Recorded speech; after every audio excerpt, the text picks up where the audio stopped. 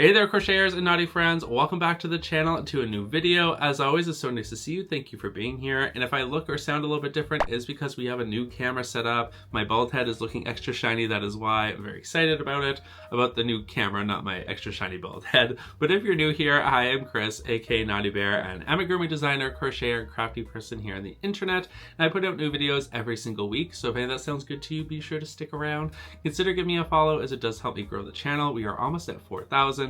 But with that said, I had plans to do a very different video. I was going to put out some alternative crochet projects for Valentine's Day, but it was just not turning out the way I wanted it to. So I thought we'd pivot and talk about something that I'm very passionate about, which is turning our passions into a small business. Is it worth it? Should you do it? I know all of you have a lot to say about this.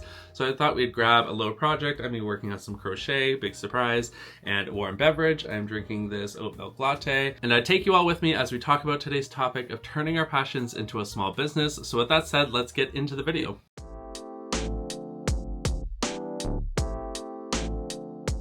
Now, before we get too much into today's topic, some of you might be wondering, who even is this guy? What right does he have to even talk about this? And like I said in the beginning, I am a crocheter and amigurumi artist, and I've turned my passion for crochet into a little business. I sell amigurumi patterns, cute crochet merch, digital tools. I have a Patreon. All these things come together to make my little small business happen, and it's still a work in progress. However, I do have some firsthand experience on it. I have also been a graphic designer for the past 10 years. I've done a lot of freelance design. I still currently do freelance design. So I've worked with a lot of people turning their passions into businesses and branding. So I do have a lot of experience to say on this. However, I do want to just point out right at the start that anyone that has the passion or the drive to turn something that they love into a business, they have that entrepreneurial spirit. I think that is just amazing. And no matter what I say, I'm going to go over a lot of negatives and pros, don't get me wrong. But I think that that's the most important, and you should chase your dreams no matter what anyone says, no matter what I say. So that's just kind of my disclaimer. The other thing I want to talk about, I'm going to work on a couple different things during this video. Nothing too crazy. I have learned that I'm really bad at following patterns while talking, so I'm going to keep it really simple. The first thing I'm going to be working on is this Dreepy Pokemon, which some of you may have watched this video and thought, I thought this was done. It is for the most part. However, this one gill is actually not attached. It was the end of a very long video, and I cut the yarn tail too short. I had to attach a new one, and I just stuck it on there for the video, so it wasn't actually attached. So today we're gonna just work on him and finally attach that little gill for him. And then the other thing I'm going to work on is I just put out this little pattern for this love disc for Valentine's Day for my patrons. I always get that wrong. However, running theme here, I didn't do the cheek on the other end, which is just a little pink circle. So I'm going to do that as well. I mean, for the photo, I only needed the one side. However, I thought, let's just finish that off. So those are what the things I'm going to be working on. I have some points in front of me here to keep me from rambling and keep me on focus. But we're really just going to sit and talk and just have a good time. So hopefully that sounds good to you. Starting off with my first point, which is turning your passion or hobby into a job turns it into work, which sounds pretty obvious. Obviously, a lot of you will be like, well, no shit. But at the same time, it might not be clear as to what that means. So when you take something that you enjoy to do on your time off, and that is like a way to like relax after a stressful day, and you think, I'm going to turn this into work, you have to remember that it is now something that you do when you're not feeling like it. It's something that you do all day. It's something when you do when you're sick, like I just recently was. And you have to do it regardless of how you're feeling. And if you have something that you enjoy to do just on your spare time and with no pressure, and it kind of like alleviates the hard day you had or whatever, then you're now taking that away from yourself and turning it into work, which is not always the greatest thing. I don't think people really consider turning their passions into work and what that means, essentially. Like for crochet, there are times where I just absolutely don't feel like crocheting something and I have to, because if I don't, then I'm not getting my work done. So it's just something to consider. Would you really like to take that thing that you love, turn it into a job, and now it's no longer be something you do necessarily? There are ways to get around it. With crochet specifically, I find that crocheting other things that aren't amigurumi on my spare time, like wearables or blankets, is a good way because it feels different somehow. So there are ways around it, but it is just something to consider. The other thing I would want you to look into is the market big enough? If it's something really niche, it can be like a double-edged sword, which, what's the saying there? You get like twice as much sword, which sounds like a good thing, but I know you know what I mean. It's like, if it's too niche and there's too many people doing it, are you going to have enough people in your market to sell to and to make a living off of? Maybe it's something you just want to do part-time, but it's really something to consider. With crochet, I did look into this extensively. I'm someone that's had a lot of hobbies before, but I've always kept them kind of hobbies. This is the first time that I've actually turned one of my hobbies into something that I'm trying to make a living doing. And one of the reasons for that for me was that most of my products rather can be digital. I do like digital amigurumi patterns, like I said, crochet tools. The merch is physical, but it's made by other people mostly, except for my stickers. They are the only things I make in-house. And for that, it's really easy. The market's huge because it's pretty much anyone in the English speaking world, because most of my patterns are in English, most of my things are in English, although I would love to work on getting them into some other languages one day. But the market is, even though crochet and amigurumi is kind of rather niche, it is a little bit trendy, which we'll talk about in a minute here. But my opportunities for reaching people is huge because of the internet, thankfully, allows me to do that, because without that, it would probably be a bigger issue. But if your thing is really niche, or there are a lot of people in it, so for example, one of the things, 3D printing is huge right now. Everyone's trying to do it. Everyone's 3D printing things. So there are a lot of people in that market, and depending on what you're doing, there may not be a lot of people who care enough about buying those things because everyone's doing it. Just some things to consider. Is the market there? Really look into that and consider it before jumping into anything. The other thing I'll kind of pivot to, is this a new hobby? How long have you been doing this? I think sometimes when we first start a hobby and we get really into it, we get very excited about it, and it feels, new and shiny and like you could do it all the time. But really, is this something that you'll still feel passionate about or excited about in a year, 2 years, 10 years? Like, how long do you want to be doing this? Is it just something that, is of the moment? Really something to consider. When it comes to me in crochet, I knew that I would always love to do this. I've only been crocheting maybe like 5 years now.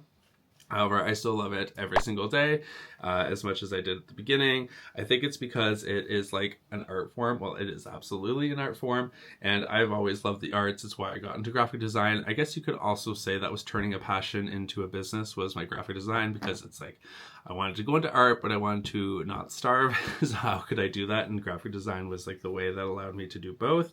But this, I love it. I still enjoy it just as much as the day I did when I first started, and I took a couple years of just like experimenting, having fun, and making sure I really enjoyed it. I also kind of got pushed into this unexpectedly when I left my work a couple years ago, and I kind of just took a leap, which sometimes you just have to. I would say to think about the longevity of it and the trendiness of it, which I want to kind of talk about.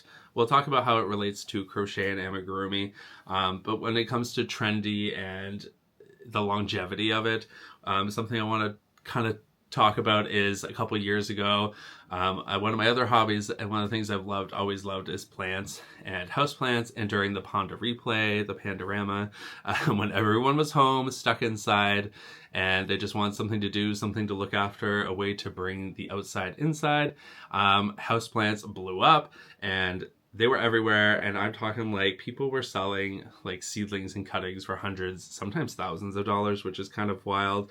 And people really got into it. And of course, there was also a lot of people who started businesses. And when I say a few people, I actually mean a lot of people. Even in my area, which isn't that big, there were dozens of houseplant businesses selling little houseplants and things everywhere.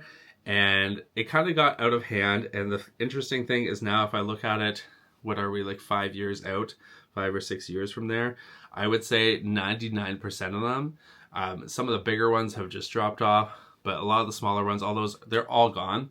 And I don't think that's necessarily like a sign of failure. It's just something to consider. Is this just a passing trend?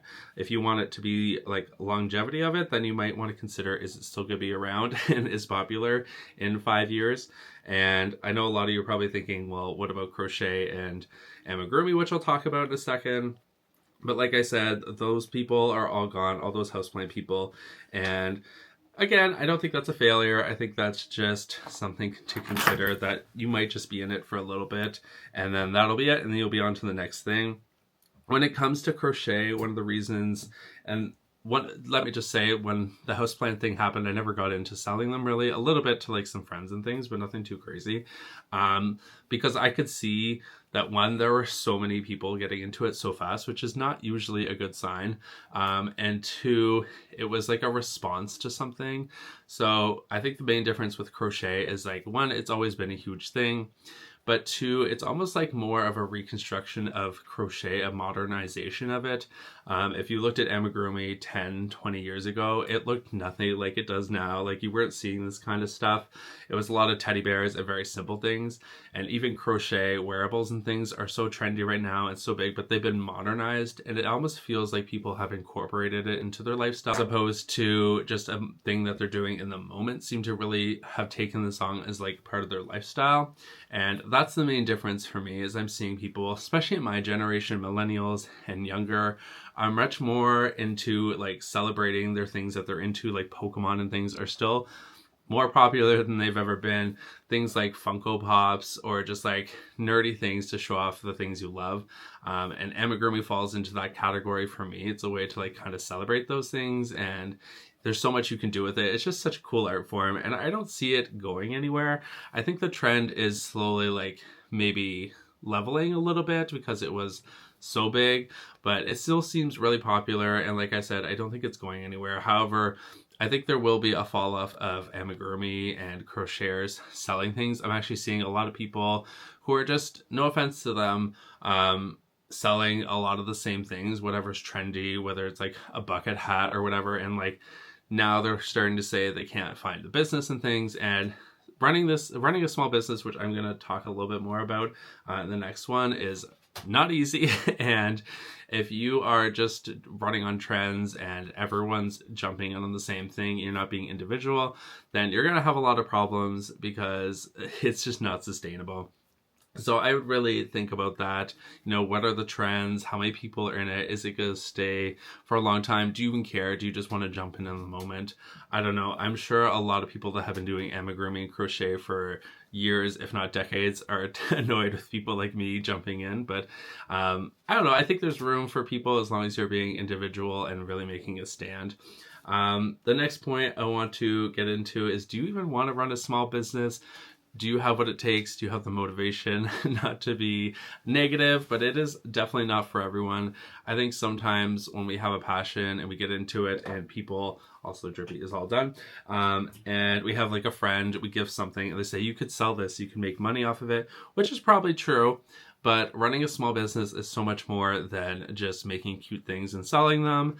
There is so much admin work. Social media is a whole different beast. You know, for me, I have a bunch of different social medias, and usually I enjoy them, but it is work and having to post on them. So I post here every Friday, which I enjoy these videos, but I have to make sure it's getting done. For example, this week, it would be great to just keep working on what I'm doing, but I have made a commitment to post every Friday, and the video I was doing before didn't turn out. So I had to kind of pivot, and now I'm putting out this, which is totally fine because I love connecting with all of you and I love making content on here.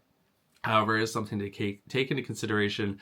Last week I had the flu and I barely put out a video for that week because I was just so sick. And it's okay to miss some things, but unfortunately, oh, why is that telling me it's red? Okay, sorry, quick interruption. My camera was doing something weird. I'm still learning this. But yes, like I said, social media, you know, I post on Instagram 5 times a week. I try and keep my Pinterest up to date. There's my Patreon, which isn't technically social media, but I like to keep that updated. So if you're not into all that stuff, that's kind of the way it is now. You really have to incorporate some kind of social media, or else no one's going to find your product or whatever you're selling. So just keep that in mind. It's not all, you know, glitz and glam and just crocheting away all day and just having fun. There is a lot more that goes into it, you know, editing and finances, doing your taxes, making sure everything's accounted for, always coming up with new products. So just be aware of that, something to consider. Also, the other thing I would say that kind of ties into that is get used to failure, and not everything's going to go the way you think it is, and also adapting to when things do go right. Sometimes it is good to adapt a method of throwing shit at the wall and seeing what sticks, so to speak. For me, an example of this, I thought my crochet patterns would be kind of like a bigger bread and butter kind of thing, and they do okay. They're not fun. They're not bad, rather. It really depends on what it is and what the season is and how people are feeling, if it hits the current trend or whatever. However, I'm going to have to adapt and diversify my income as much as possible, my revenue streams, because as a small business owner, it's very unlikely that it's just going to be one thing. Sometimes you have a good product and it lasts a long time, but that won't last forever. So you really have to be adaptable and come up with new things and see what sticks. For me, things like Patreon, YouTube have been things that I didn't really super consider when I first started out, but now they're turning into things that I really enjoy and are making some money, so that's good, and I'm trying to put more into that. So definitely consider those things, be adaptable, be open to change, try different things, have fun with it, and just know that things don't always turn out the way you expect them. But overall, I don't want to be too negative. Like I said, I really enjoy this and I am having a lot of fun because of all of you and your support.